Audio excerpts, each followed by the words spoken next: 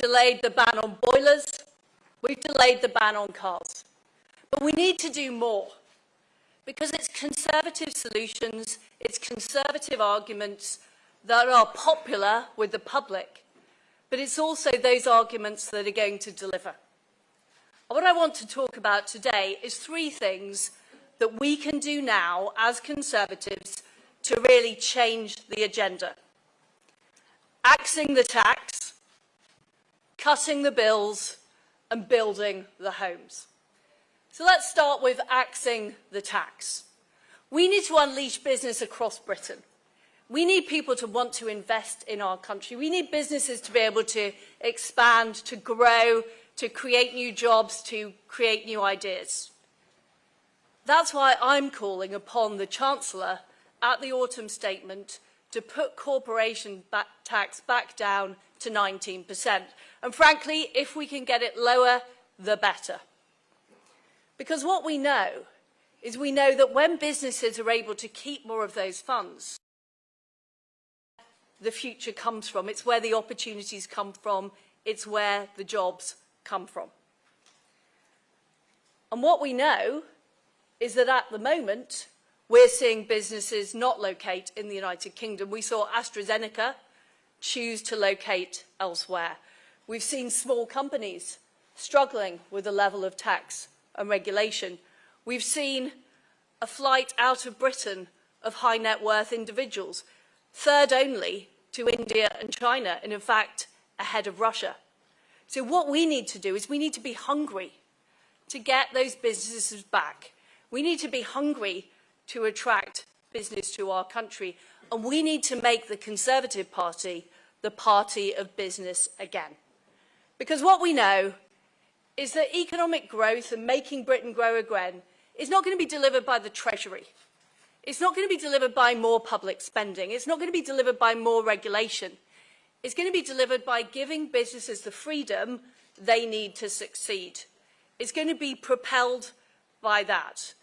And the fact is that over the last 25 years, we've had relatively low economic growth. We've had relative economic stagnation. And the only thing that is going to break through that is businesses and entrepreneurs being able to do things differently, being able to invest, being able to grow, being able to build new factories, being able to employ people. That is what is going to drive our country forward. And as Conservatives, we need to be prepared to make that argument for business. Because business shouldn't be a cash cow to be milked. It's a future investment in our prosperity. The second thing we need to do is cut the bills. Now, people in Britain are paying some of the highest energy bills in Europe. And our businesses are also paying high energy bills. And what does that mean? Well, it means that we end up exporting jobs overseas. We end up producing them in Britain. And what we need to do is we need to cut those bills. And it's possible. It's possible to do that because we can see what's happened in the United States when they started using shale gas. We can see what's happened in other countries when they've seen a greater production of energy. And we can learn those lessons here in the United Kingdom. Now, some environmentalists will say using our own gas is not environmentally friendly. But how environmentally friendly is it to rely on regimes abroad, often whom have very poor records for our gas, to ship that gas into the United Kingdom, often at both environmental cost and financial cost? How environmentally friendly is that? And currently, we are projected to be importing 2 gas within 10 years. Now, we are sitting on 50 years' worth of sustainable gas. Can you imagine if we unleash that, what that would mean for households, what that would mean for businesses? Well, we can see from the United States that their energy bills are half what our energy bills are here. Can you imagine the impact it would have on the British economy if we did that? If we unleash that gas that we are sitting on at the moment into our economy. And the fact is that we have already made progress. We're now licensing new fields in the North Sea, but we need to make more progress.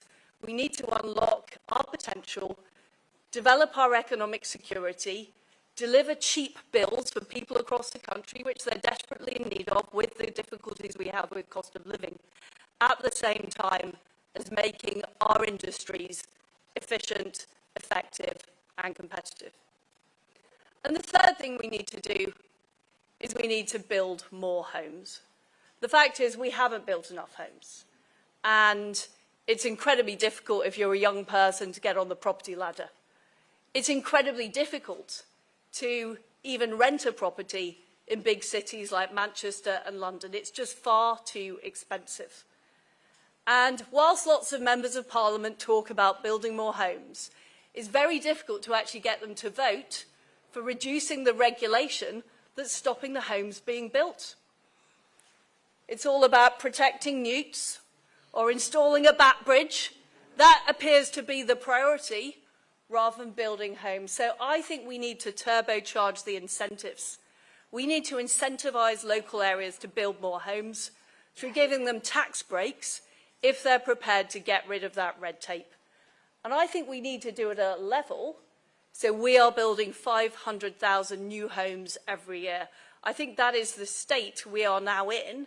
The prices are so high, the cost of living is so difficult for families that we need to build 500,000 homes every year. And that won't just mean people will find it easier to get into a home. People will find it easier to start a family because there will be more affordable housing. Employers will find it easier to employ people somewhere because their workers can afford homes. It will also save the government money. It will save the government money because we will cut our housing benefit bill. We won't need to intervene so much in the housing market because we are making the prices cheaper. And that is fundamental to what these reforms should be about. So there are three things we can do. We can axe the tax, we can cut the bills, and we can build the homes. But I'm under no illusion. I don't think this is necessarily easy for us to do. It's difficult. But we need to be prepared to do the difficult things because that is what will make Britain grow again. And all of the people in this room, mainly minus some of the members of the media, all of the people in this room need to be out there making those arguments because people need to hear those Conservative arguments again. The way we're going to bring the price of housing down or the price of energy down is not through a rent cap or price controls. It's through more supply. It's simply by having more of it. That's what will bring prices down. That is a free market Conservative argument. The second thing,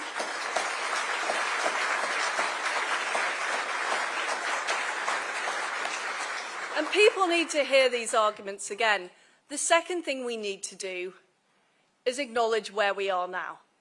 Now, some people have been claiming that we live in some kind of free market paradise in Britain, that somehow the problems we have are as a result of too much neoliberalism. Look at the facts. Government spending as a proportion of GDP is now 46%. It has not been higher since the 1970s, and in fact it was lower for most of the 1970s apart from 1975. That is the only year where government spending as a proportion of GDP has been higher. So we need to acknowledge that government is too big, that taxes are too high, and that we are spending too much. That's very important. And the final thing we need to do is actually bring these arguments home to people. So what does it actually mean for people across the United Kingdom that we haven't grown as much as we could have?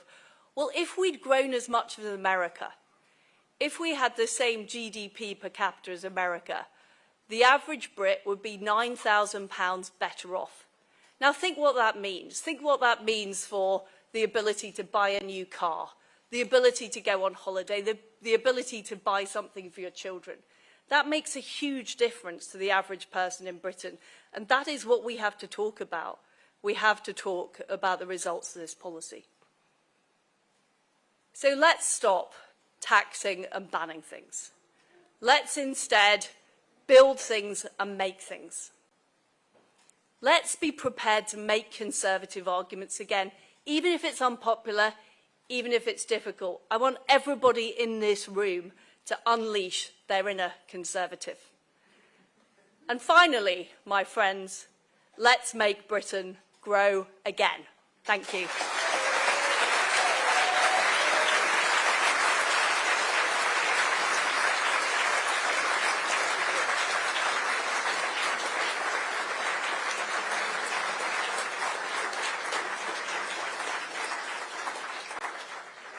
Thank you, Liz Truss. Well, I must say my job here is to chair and compare, as it were, but I do have to say I agree with building more homes. And my latest book, Home Truths, the UK's Chronic Housing Shortage, is available in the conference bookshop, and I'll be signing copies at 4 p.m.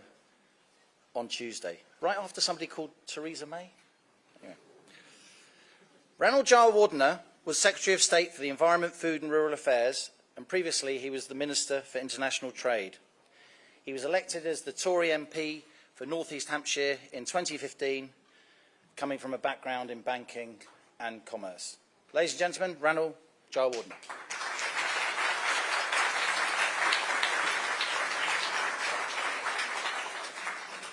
Well, thank you very much, Liam, and thank you everyone for being here. The danger, as those of you who have been to conference before with a session like this, is we all repeat ourselves. So let me try to make a few new points while I'm here. The way I see it, friends, is that economic growth isn't simply a statistic or a fleeting trend. It's the heartbeat of our nation. It's the pulse of our progress. And it is so important to remember that it isn't just about money. It's about people. We, the Conservative Party, must always strive to get things done as the people's government. And the true beneficiaries of economic growth are our citizens. They enjoy better jobs, higher wages and improved living standards. Take the United States, as Liz has just said, higher incomes and a better quality of life have become synonymous with their growth story. We too can aspire for such prosperity. Indeed, we must, ensuring that every individual in every corner of our country feels the tangible benefits of a thriving economy. Together, as the Conservative Party, we can build that brighter future. And to truly thrive, we must drive forward our party, our government and our country with purpose. Infrastructure is not just concrete and steel, it's the backbone of our dreams, the framework of this country's future. Studies have shown that for every pound invested in infrastructure, economies can expect a return of 2 or 3 times the initial investment. And the proof is seen around the world. From France to the United States, economies have seen significant economic boosts from infrastructure. Put simply, investment today means prosperity tomorrow. But let's take a closer look at home. You might have heard that the government wanted to build some homes in our cities. But when proposing a new quarter to Cambridge, it was suggested this couldn't possibly happen because we've known that there's not enough water there for years. The problem, my friends, isn't that there's not enough water, it's that we've known about it for years and not done anything about it. The much-needed Cambridgeshire Reservoir serves as a stark example of the planning system's inefficiencies. This vital system has been mired in bureaucratic delays. Construction, can you believe it, won't begin until 2029 at the earliest, and the reservoir might only open 10 years later. Why? Consultations are endless, planning permission and construction dates are pushed further into the future. The reservoir, once on stream, would be a massive boon for the local area, but why must we wait so long for such essential projects? We need to get things done. Our communities deserve better, and they do deserve it right now. And at the same time, cities like London, Birmingham, Manchester and Leeds, alongside Oxford and Cambridge, pulse with potential for the future, but they just don't have enough homes. Every year, countless young people, eager to kickstart their careers, flock to these city centres, drawn by the allure of opportunity. the promise of growth. But the high cost of housing in our cities is not just a barrier for them, it has huge ripple effects for everyone. As professionals are priced out of our cities, they seek homes in surrounding areas, inadvertently driving up the cost of property there. And that makes it so difficult for people across our country without high London salaries to secure homes, creating a divide that's impossible to bridge. Within our existing city limits, there is ample opportunity to address our housing challenge by utilising brownfield sites, exploiting air rights over railways, and regenerating old council estates. We can use the available space in our cities without even having to consider expansion into greenfield sites. And the numbers speak for themselves. In London, with this vast expanse and numerous brownfield sites, there's the potential to build 1 million new homes. Birmingham, Manchester and Leeds could see another 500,000 too. To realise that potential, to get this done, we must streamline our planning processes and ensure that projects aren't held up by this bureaucratic red tape. It's time to build homes in our cities, to build up our cities, to build for future generations. And future generations are the key. The strength of a nation lies not in its treasury, but in its families. As chairman of the Conservative Growth Group, which, Liam, I'm delighted to say, is now over 60 MPs, we're growing. I'm delighted to be working with a number of great think tanks to take our party's policy forward, including the Centre for Policy Studies. And our recent joint report was crystal clear in calling out our tax system. In its current form, the British tax system is skewed against Britain's families.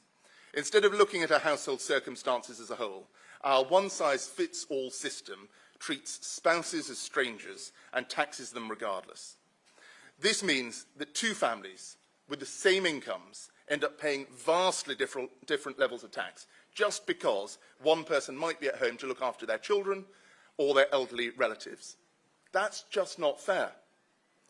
And as good Europeans, all of us, this disparity becomes even starker when we look beyond our shores to near neighbours in France and Germany. In Germany, the concept of income splitting for married couples allows for a more equitable distribution of tax burdens. It recognises the shared financial burdens within a family, making tax rates fairer. France, on the other hand, has adopted the family quotient system, a system that takes into account the number of family members, adjusting the tax rate accordingly. Larger families find themselves with a reduced tax rate in a nod to not only the additional expenses they incur, but also the need for a growing population. Such policies don't just recognise, but rightly reward the contributions of families to society. And these are the sorts of targeted tax measures that are most affordable to help those who are both doing the right thing and need our help the most. This is how we can get behind the squeezed middle, the backbone of our nation, our teachers, our nurses, our policemen, those who are hit hardest today. Our families deserve this fairness. And why stop there? Everyone should have the freedom to live their life as they wish and spend their hard-earned money as they want. But doesn't it just feel like the taxman is breathing down your neck from cradle to grave? It's time for tax reform at every stage in people's lives, from first-time buyers to homeowners, from couples to families, from entrepreneurs to those who have worked their whole lives and want to hand something down to their loved ones. Tax cuts done right can ignite the engines of innovation and growth. By refining our approach, we can create the landscape where businesses bloom, entrepreneurship is encouraged, and hard-working families reap the rewards. Scrapping inheritance tax, the death tax, not only means families can pass on their hard-earned savings to the next generation, but alongside scrapping stamp duty on principal homes, can get the next generation onto the property ladder, making the dream of home ownership real again.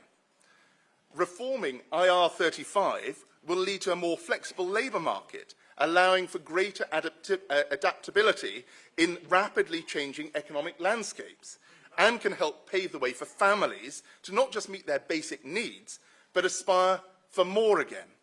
And raising the VAT registration threshold for businesses will stimulate investment, encourage businesses to grow, and reduce the amount of work done in the black market, which surely HMRC can get behind.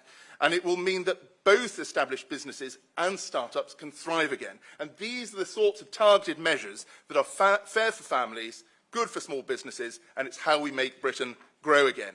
So, in the tapestry of our nation's narrative, every thread counts. Infrastructure, housing, families, fair taxation. These are the pillars upon which our society is based, and indeed, we, the Conservative Party, build our shared destiny. Growth isn't just an economic imperative. It's our moral and political duty. It's up to us, as Conservatives, to chart this path forward towards a brighter, more prosperous future for Britain, where everyone can thrive. And that is how, my friends, we move forward, not just as families and individuals, but as a truly united kingdom. Thank you very much.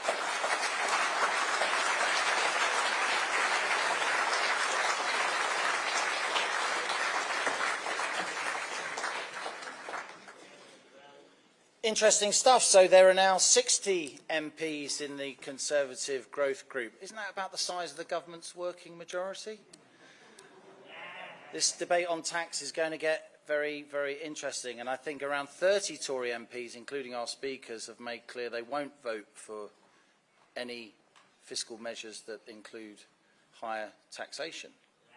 Again, interesting, as the government tries to get its budget through the House of Commons. Just saying. Jacob Rees-Mogg has been MP for North East Somerset since 2010, a former leader of the House, a former business secretary. He also previously chaired the ERG.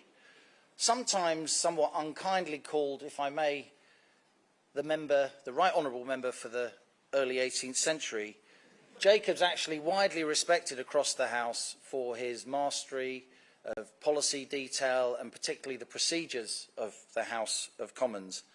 And having set up his own asset management company, he knows his way around the world of finance and the city as well. Ladies and gentlemen, Sir Jacob Rees-Mogg.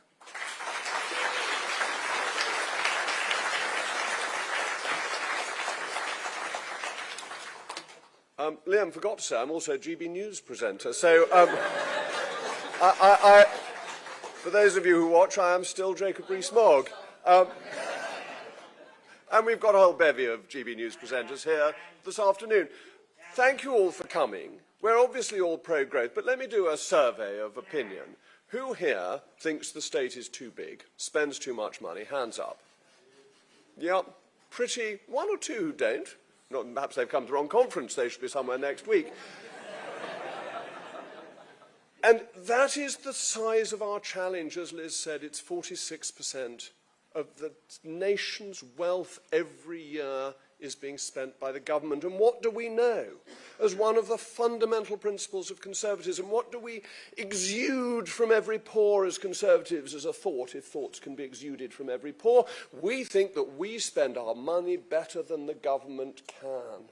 And that is a fundamental point, because every penny spent by the government is a penny not spent by us or by our children. Because money borrowed is taxation delayed. It isn't free money, it isn't funny money, it isn't the magic money tree. It is taxation postponed. And we know that we spend it better. So that must be our starting point when we talk about tax, that the state should do less and do what it does better. And then we need to look at the whole gamut of taxation, the whole range of taxes and the reform that you need. Because yes, there are important bits to do, and I entirely agree with Ranil that IR35 should be scrapped, and that death duties, that pernicious tax, you know, the undertaker comes with the taxman following behind, pulling a long face as he takes the money out of the coffin before it's even buried. I mean, the horror of death duties is one that we should never forget. But it's worse than that. It's not just mean, it's a bad tax. Why are death duties a bad tax? Because they lead to misallocation of capital. Why does that matter? It matters because our economy will only grow, make Britain grow again, if capital is allocated well. Whereas all sorts of people allocate their capital to avoid inheritance tax. And that means they hold into investments too long, they don't put it in to equities except on the AIM market, they put it endlessly into farmland. Asset misallocation is a great holder back of growth. So yes, it's an important tax to deal with, but actually we need to look at our whole structure. Because what are you aiming to do with taxation? You are aiming to raise the money you need with the least economic distortion. And what we currently do is have endless distortion because politicians want you to do certain things. They think some things are good for you and some things are bad for you. And therefore the tax system should be giving incentives one way and another. As Ranil says, taxman doesn't much like the family, so you lose out if you're in a family. It thinks that capital investment by firms is automatically good, and therefore has a high rate of corporation tax with lots of offsets. This is precisely the wrong way round. You want to have low rates of tax with very few offsets. That's what Ronald Reagan did so successfully, and what happens? You grow the tax base because you grow the economy. And if you grow the tax base, you can spend money, the government can spend taxpayers' money, and afford to do things that people want. That doesn't make the expenditure necessarily efficient, but at least it makes it affordable. So we should be really ambitious in the details of tax reform, in going through it to simplify, to work out what each tax does and whether it is justifiable. Now, unfortunately, and I have to tell you things that you won't necessarily like to hear as well as all the jolly ones, income tax is a very efficient tax, as is a sales tax of some kind. You might argue about reforming VAT as it currently works, and I would certainly increase the threshold, but they're both good taxes because they fall on things that you have to do. You have to be paid. Well, if tax gets 100%, you might decide to be a volunteer, but by and large, you have to be paid, and you have to buy things. So those taxes have a cash flow attached to them that is essential. So they're an efficient way of taxing without economic distortion. Capital taxation, whether it's capital gains tax, death duties, or stamp duties, are oddly voluntary taxes. Now, I'm not saying you should go off and be cryogenically frozen to keep yourself in some sense alive to avoid death duties, but it is nonetheless a voluntary tax. You can arrange your affairs not to pay it. Capital gains tax, you decide to pay it when you sell an asset, and stamp duty, you decide not to buy a house because stamp duty is too high. Voluntary taxes are bad and inefficient and economically distorting taxes. So that's where we need tax reform, and we need ideally simplicity. Now, this will shock you all. I'm glad most of you are sitting down. The ones of you standing at the back have the smelling salts ready, because I had a plan last year that was too radical even for Liz Truss, if you could imagine such a shocking thing. I mean, how could I let the side down in such a way? I thought we should have a flat tax. And I actually think it's affordable. If, there is a big if on this, it's if the Treasury's statistics are right. Now, normally they're not, so it may be that it doesn't quite work, but you could get rid of all the allowances and get to a flat tax of 20%. And I think that would give us a real opportunity for growth, because look what's happened to Estonia. The extraordinary growth it's achieved with a flat tax. So we want to look at the details and simplify. But there are two sides to growth. It's not just tax. Tax, of course, is a disincentive to growth. But there's regulation as well, that great burden of regulation. Now, in this room of young Conservative activists, none of you other than me will remember the 1979 Conservative Party political broadcast, when we had a runner, 3 runners, I think, come out, and one of them had a Union Jack on. And the one with the Union Jack was winning the race. How politically incorrect is that nowadays, to say that the United Kingdom might be winning a global competitive race? Nonetheless, we were. Until some bureaucrat came on and put a weight round the runner, and then another weight round the runner, and then another one, and the poor old runner was struggling rather like I do when running races with my children. I always lose, and I effectively, metaphorically, have these weights round me. And that's what we've done to the economy with regulation, and we should change it. I was very pleased that the Prime Minister has rowed back on some green regulations. They are bonkers, and they are ruining our industry.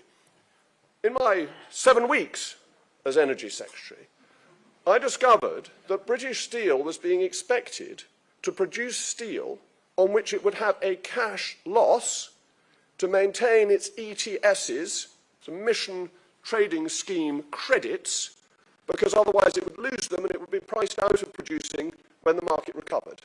This is mad. What do we do instead? We import the steel from China and we say they're Chinese emissions rather than British emissions. We are strangling British industry with lunatic energy regulations that make our electricity, I think, the third highest in the world after those bastions of free trade, Denmark and Germany. The US has about half the cost of energy that we do. So that's one of the things we must do. We must look at these green regulations and say, look, let's be frank about it. We don't make a blind bit of difference. We could close down, we could turn all the lights out. We could switch off the television cameras here, which would be a sadness for us all. And still, in about 2 minutes, China would have made up all the emissions that were coming from the lights we are burning and the cameras that are whirring. We don't make any difference. We are just making people's lives harder, and we ought to stop doing that. We also need to look at the effects of regulation. And I hope you've all read Rory Sutherland's Spectator piece on the ridiculousness of 20-mile-an-hour speed limits and the incredible effect they have on deliveries because they make things so much less efficient. Speed and efficiency relate. So we need to look at the whole gamut of regulations. We need to challenge vested interests. Ladies and gentlemen, what is the point of politicians? Now, that may be a metaphysical question for you to answer when you go home this evening, or to think about in Mail Mog when you're watching GB News between 8 and 9 o'clock this evening, having watched Nigel between 7 and 8. But surely our point is to help you make your lives better and to assume you have the same ambitions as we do. And what ambitions do we all have? That our children and potentially grandchildren should have a better standard of living than we do. Shouldn't that be driving us every day? And shouldn't that mean we therefore want greater prosperity and efficiency within our economy? And that we're on the side of the individual, the consumer, against the protectionist corporation? Now take the REACH regulations. You all know about the REACH regulations, I expect. They're the chemical regulations that the chemical industry hated, campaigned, paid wealthy lobbyists to oppose until they came in, at which point they paid the same wealthy lobbyists to campaign to keep them. Because they said, well, we paid for them, and therefore let's keep the high prices. We should be on the side of the consumer and low prices and challenge vested interests. Take the city, something I know a little bit about, and MiFID II. Well, MiFID II was hated when it came in, but once people had implemented it, of course it's a barrier to entry. It's a closed shop. Didn't Margaret Thatcher get rid of the closed shop for trade unions? Well, I want to get rid of the closed shop for businesses. We're on the side of competition. We're not on the side of corporate self-interest. Business, not self-interest, and therefore we should get rid of MiFID II.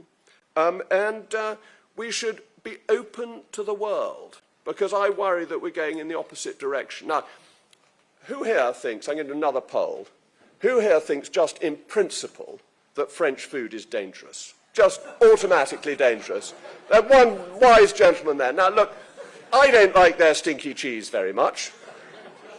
I'm afraid I think a gentleman only eats cheddar and Stilton. But having said that, I think it should be free to import it without having a vet inspect it before it comes over.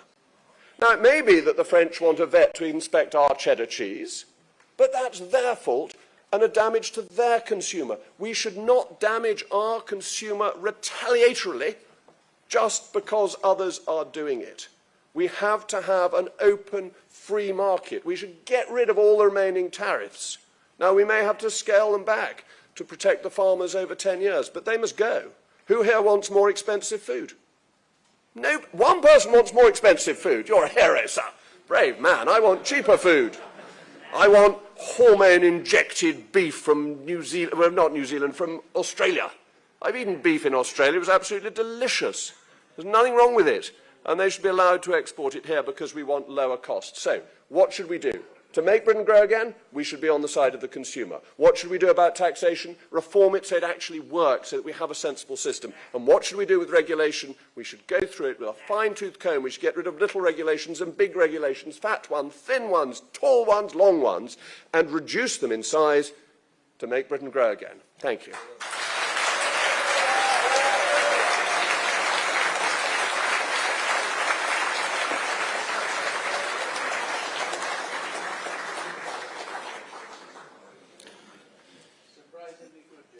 Thank you, Jacob. I first met Priti Patel quite a few years ago, 1997. She was the press secretary for somebody called Jimmy Goldsmith in the referendum party, and I was the intrepid young political correspondent for the Financial Times. It's been interesting watching her career since then. She has, of course, been Home Secretary, Secretary of State for International Development, having become Member of Parliament for Witham in Essex in 2010. Born in London to a proud Ugandan Indian family, she's proudly pro-business and is well known for her close links to the Tory grassroots.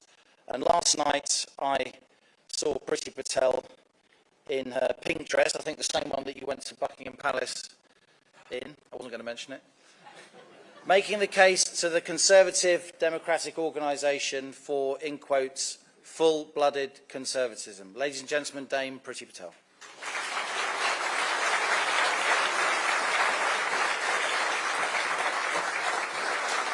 Well, Liam, thank you for aging me so well, basically. And look, my friends, ladies and gentlemen, it's an absolute pleasure, not just to be here today, but actually to see so many of our grassroots activists in the room at our party conference, because at the end of the day, as Liam has just disclosed, I'm so ancient, I remember the days when party conference was not full of journalists, no disrespect to our friends, but actually it was for our members, led by our members, and also our policies were driven by our members as well. So I'm delighted to be here today because, you know, this is exactly what we stand for as Conservatives. We want our country to be successful. We want our country to be thriving and growing, a beacon of light in the world.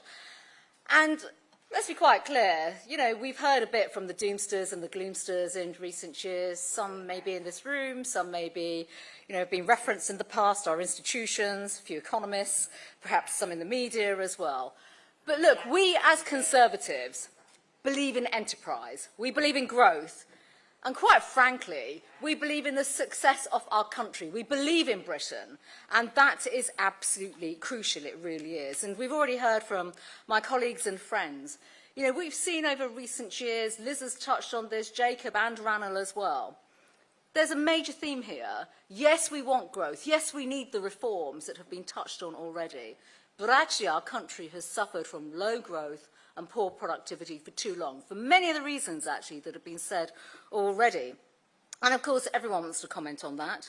But at the end of the day, we've also been subject, actually, when we think about the political climate, and Liam has touched on this too, you know, we've had people denounce Brexit, oppose free markets, despite saying that they are pro-free markets, growing the size of the state.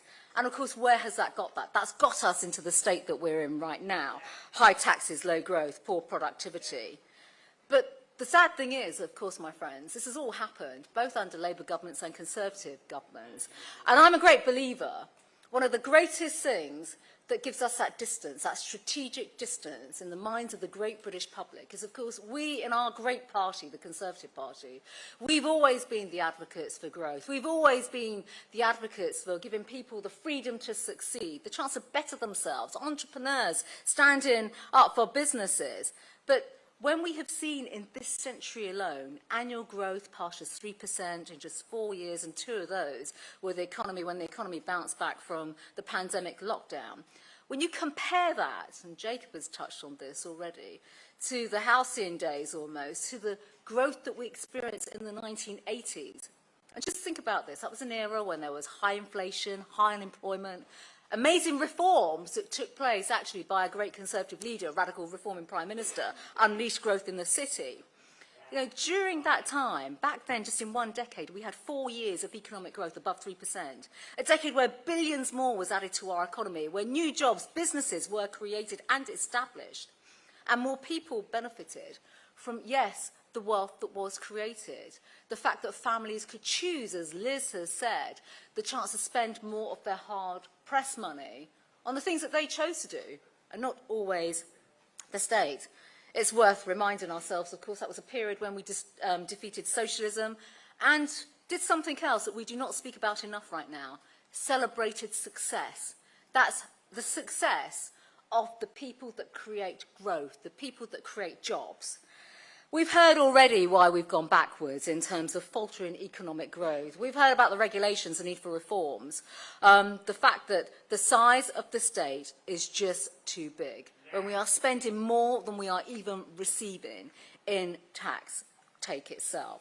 So the case for growth is really self-evident, and many of you have heard this already, but this is actually about core principles, the principles that we, as politicians, as actually, I should say this, Conservative Party politicians, that believe in economic freedoms and low taxes, because of course that's what we as Conservatives must always make the case for, my friends, because if we don't do that, no one else will do that.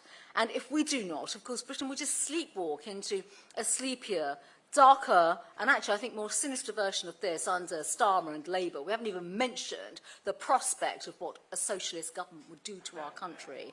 But this is, of course, why we are here today, because we do believe not just in growing the economy stronger, we do believe in the principles of sound money, yes, living within our means as well. We do believe in tackling debt, the fact that government debt is now reaching record-breaking levels, and that's despite the work that takes place. Even by the Chancellor today, he's obviously got the autumn statement to look forward to and will have to make some difficult decisions.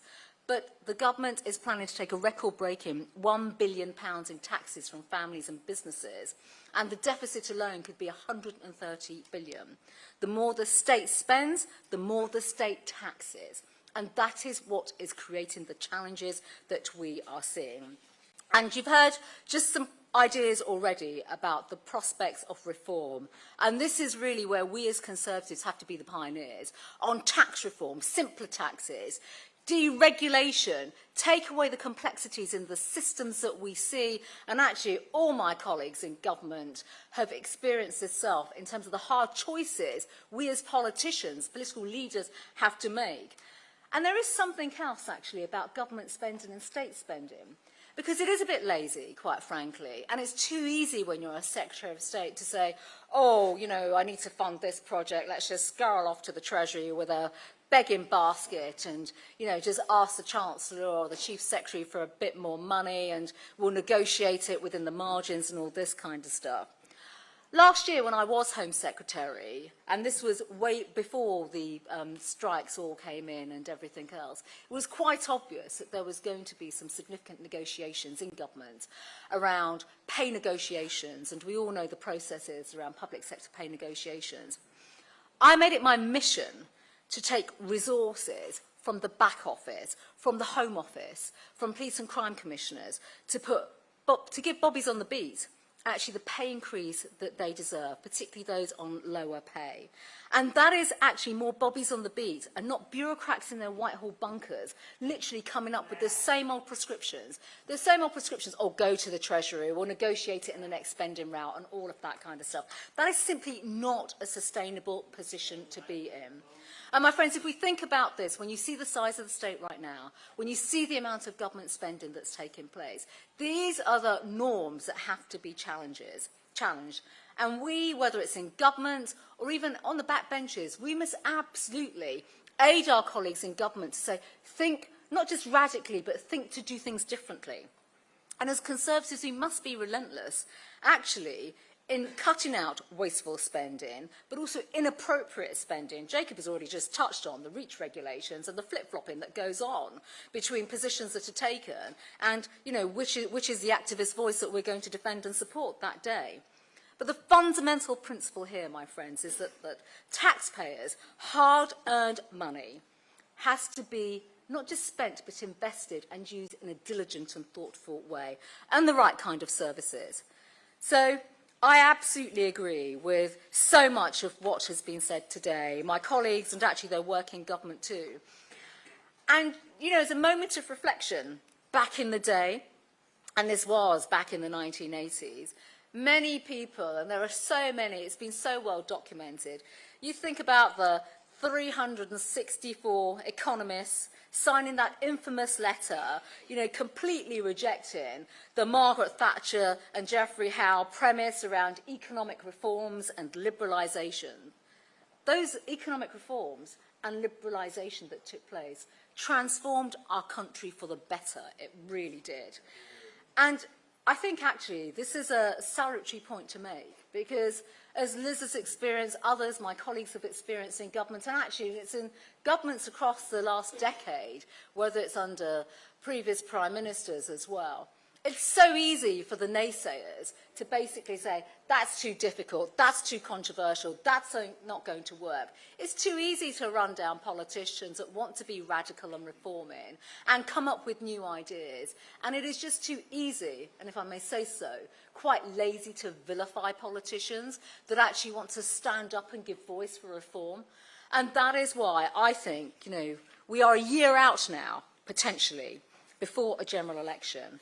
And this is a crucial period in our time, I think, as a political party. This is effectively what will differentiate us from the Socialist Party under Keir Starmer. We need to get growth back, and you've heard the arguments today as to how and why. We cannot be timid anymore, we cannot be risk-adverse, and we cannot accept the status quo. Because currently, politicians in this country are just accepting big government, and we cannot have that. It's down to this generation of politicians to give the leadership from a Conservative government that will re-energise the companies that you've heard about today, bring back the spirit of dynamism back into our economy, but actually back to the people of Britain once and for all. And that is how we make Britain grow again, and that is how we inspire investors to come back to our country and make sure they are the ones that help to grow our country so it becomes a beacon of success once again. Thank you very much.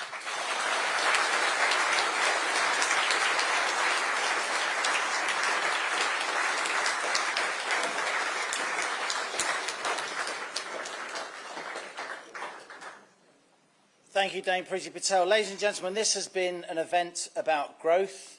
The reality is the UK is growing. If you look closely at the latest ONS statistics, from the last quarter, Q4 of 2019, until the second quarter, the end of this year, the UK grew, including the big dip of lockdown, by 1.8%. That was also the period, of course, after which Brexit was initiated in January 2020. So the UK grew by 1.8%, France grew by 1.7%, by the way, Germany grew by 0.2%.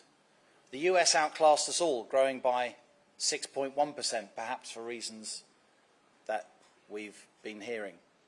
This is also a debate not just about growth, but productivity, how we convert our economic inputs into outputs. Productivity isn't everything, but it's almost everything, Milton Friedman once said, or maybe it was Alan Greenspan. But the reality is that annual productivity growth has averaged just 0.2% between 2007 and 2019. The 30 years before that, it averaged 10 times more, 2%, not 0.2%. And had we had pre-financial crisis rates of productivity growth, since then, ladies and gentlemen, the average UK worker would be at least £5,000 a year better off. Don't take it from me, they are ONS numbers. We've heard a lot of arguments here today. We've heard in particular that the Chancellor should use his autumn statement to cut taxation. We've heard from former cabinet ministers, and we've heard that there are 60 MPs on the Tory benches supporting them. We're all now going to listen to the Chancellor, who's going to say something completely different. No tax cuts, at least for now. Some people will call that a split. Some people will call it a gaffe. Some people will call it chaos. Other people would call it democracy. Ladies and gentlemen, thank you for having me. I leave it to you to judge. Thank you.